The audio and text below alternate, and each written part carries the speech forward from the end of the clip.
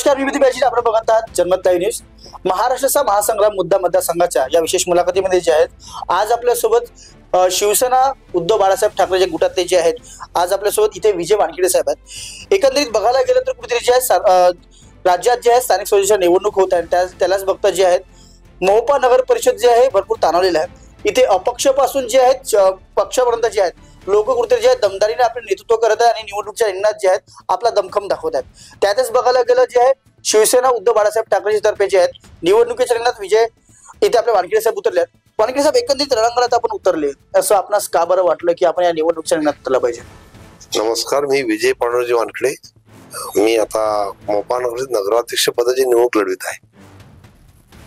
त्यावेळेस म्हणजे मी ठरवलं होतं का आता लढायचं नाहीये, पण नगराध्यक्ष पदाची निवडणूक असल्यामुळे मी लढलो, म्हणजे ओबीसी प्रभागातून आल्यामुळं. आणि आमच्या गावाचे मुद्द्याचे 2-3 मुद्दे खूप प्रखरतेने, एक पाण्याचा प्रश्न आहे आणि एक सिटी सर्व्हिसचा होता. इथले घर बहुतेक करून खराब म्हणजे शेड्यूल चुकीचा होता, तो दुरुस्त केला आणि आता थोडेफार प्रश्न आहे उरले त्या मी निवडणूक लढवित आहे. बघायला गेले कुठेतरी वानखेडे साहेब आपल्या विरोधकामध्ये जे आहेत कुठेतरी भाजपमध्ये ज्यांनी कुठेतरी आपल्या वावरात मेहनत केली होती त्यांनी कुठेतरी अपक्षाची भूमिका घेतली आणि ते रिंगणात उतरले आहेत. एकाच समाजाचे कुठेतरी आपण त्यांचा दोघांचा वटका एकसारखा दिसून येत आहे. चुरशीची लढत कुठेतरी अपक्ष आणि पक्षामध्ये दिसून येत आहे, हे बरोबर आहे? नाही, कोणी लढतच नाही, मीच जिंकणार. माझ्यासमोर कोणतंच आव्हान नाही आहे. उरले भाजपमधले तर त्यांनी त्यांचा पक्षा विचार करावा. परंतु असं वेगळं काय आहे वानखेडे साहेब आपल्यामध्ये खास करून आणि आपल्या पॅनलमध्ये की जेणेकरून असं आपणास वाटत आहे की यंदाची जी निवडणूक आहे ती एकतर्फा होणार? मी करून दाखवलं त्यामुळे मी जिंकणार. त्यांनी काय केलं हा माझा विषय नाही आहे. ते बी नगरसेवक होते, त्यांचा विषय त्यांच्यापाशी आहे. मी करून दाखवलं त्यामुळे जनता माझ्या पाठीशी राहील असा मला विश्वास आहे.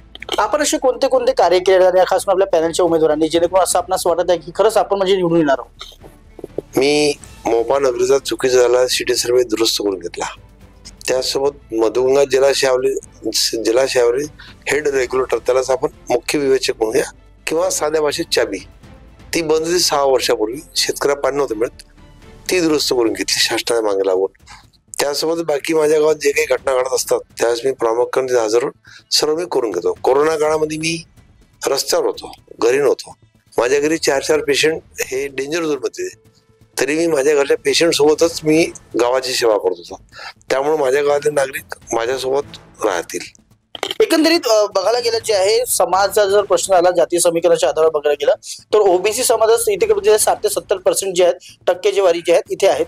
काय वाटते समाज कोणाकडे आहे, कोणाच्या मागे जाणार आहे? आमच्या इथे समाजावर मतदान नाव, इथे कामावर मतदान होते.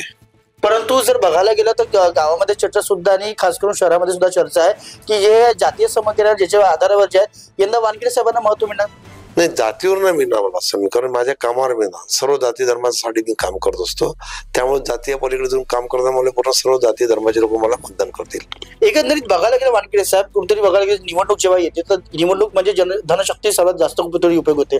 आपल्याकडे धनशक्तीचा अभाव आहे, तरी सुद्धा आपल्याला वाटते की खरंच आपण ही निवडणूक पार करणार, जिंकणार. मी पार करणं, मी पूर्ण 5 वर्ष किंवा त्याच्या आधी किंवा निवडणूक नव्हत्या बी आता, तेव्हा मी जनते सेवेतच होतो. त्यामुळे मला काही पैशाची गरज नाही आहे, मी बिना पैशाने जिंकणार. पण तो जनते ही धनशक्तीकडे वाटते सर्वात जास्त. नाही, चुकीचं आहे. जनतेले पैसा नको आहे, त्यांचे छोटे मोठे जे काम असतात, खूप मोठे काम नसतात त्यांचे. विद्युत नाही आहे, गटर साफ नाही आहे किंवा पाणी वेळेवर येत नाही आहे, हे छोटे छोटे काम असतात. किंवा कोणी ऑफिसमध्ये गेले काम होत नाही, हे छोटे काम, त्यांना पैशाची गरज नाही आहे. नगरसेवक त्यांना उमेदवार जिंकायची निवडणूक तर त्यांच्या घरी पैसे पण जातात. मग पैसे दिल्यानंतर निवडून याची काही गॅरंटी नसते. त्यांना छोटे छोटे काम असतात, ते खूप मोठ्या अपेक्षा नसतात. तुम्ही बी एक मतदार आहात, तुमचे खूप मोठ्या नाही आहात. पत्रकार तुम्ही नंतर आहात, पण तुम्ही एक मतदार आहात. तुमच्या मोठे नाही आहेत, तुमच्या घरात लाईट लागला पाहिजे, स्वच्छता व्हायला पाहिजे, पिण्याचा पाणी यायला पाहिजे. ह्याच समस्या गंभीर, दुसरे काही बाकी विषय नसते. एकंदरीत कुठेतरी जे आजच कुठेतरी जे आहे भाजपची एक मोठी सभा झाली इथे, त्या सभाचा इम्पॅक्ट तुमच्यावर पडणार आहे का? कुठेतरी मताचा विभाजन होणार आहे का? नाही, असं वगैरे काहीच नाही. त्यांनी सभा घेऊन तर काही मी जन माणसापर्यंत प्रत्येक घरी मी पोहोचलो आहे. माझं कामच ते आहे. त्यामुळं काही त्याचा कोणी मुख्यमंत्री हो का नरेंद्रजी मोदी हो, माझा काही मला काही फरक पडणार नाही. मी काम करणार आहे जमिनीवरचा, जनता मला मत देतील. म्हणजे आपलं असं म्हणणं आहे कुठेतरी जे आहेत पंतप्रधान आपणच या कुठेतरी मोहोपा नगर पंचायतचं आपलं नगर परिषदेचं असं आपलं म्हणणं आहे का? हो ना. हे लोक आज एक दिवस येतील, भाषण देतील, निघून जाईल. आम्ही सूर्य आणू, चंद्र आणू, मंगळ, हे सर्व बोलतील. मग प्रत्यक्ष असं होणार नाही. इथले जे स्थानिक असते लोक, तर इथल्याच लोकांना दौडावं लागेल, ते नाही येणार. तर तुमची लढत कोणासोबतच नाही असं तुमचं म्हणणं आहे का? कोणीच नाही माझ्या रेसमध्ये, मीच पुढे आहे. परंतु मित्र पक्ष कुठे आपल्या विरोधकांमध्ये उतरला. एकेकाळी जे आहेत लोकसभेमध्ये आणि विधानसभेमध्ये आपण एकत्रित काम करतात आणि अचानक जे आहेत मित्र पक्ष वेगळा होतो या निवडणुकीमध्ये. तर याचा कुठेतरी मताचा विभाजन जो होणार, याचा फायदा भाजपला किंवा इतर पक्षाला जाऊ नाही शकत का? नाही, मलाच वेगळा, त्यांना कसा होणार? तो गावाचं काम मी करतो गावासाठी, त्यामुळे तो दोन्ही पक्षाच्या लोकांचं विभाजन होऊन ते मलाच होणार, मलाच मिळणार होते ते. काय नेमकं आव्हान आमच्या चॅनलच्या माध्यमातून करा, कारण की ज्या हिशोबाने कुठेतरी जे आहेत आपण म्हणताय की मी सर्वांगीण कार्य या क्षेत्रासाठी खास करून जनतेसाठी केलेले आहेत, काय नेमकं आव्हान असेल आमच्या चॅनलच्या माध्यमातून? सर्व भोपाळ नगरवासियांनी मतदारांनी मला मतदान करावे आणि माझ्या सोबतच माझ्या टीमलाही मतदान करावे, की जेणेकरून उर्वरित ज्या समस्या छोट्या मोठ्या ह्या सर्व मी सोडून देईल. आणि एक महिलांसाठी आरोग्याचा खूप मोठा प्रॉब्लेम बनलाय आज समस्या, म्हणजे त्यांच्यासाठी सुद्धा काम करावं लागेल. आज आमची ते व्यायामशाळा नाही आहे, महिला विषयक धोरण नाही आहे, हे सर्व राबवावं लागेल. त्यामुळे माझ्या गावातील मतदारांनी मला निवडून द्यावे अशी मी आपल्या चॅनल मार्फत विनंती करतो. माझं निवडणूक चिन्ह निशा आणि माझी म्हणजे मशाल चिन्हासमोरील बटन दाबून सर्वांनी मला विजयी करावे. तर हे होते आपल्यासोबत जे आहेत विजय वानखेडे साहेब, जे शिवसेना उद्धव बाळासाहेब ठाकरे गटातून जे आहेत निवडणुकीच्या रिंगणात उतरले आहेत.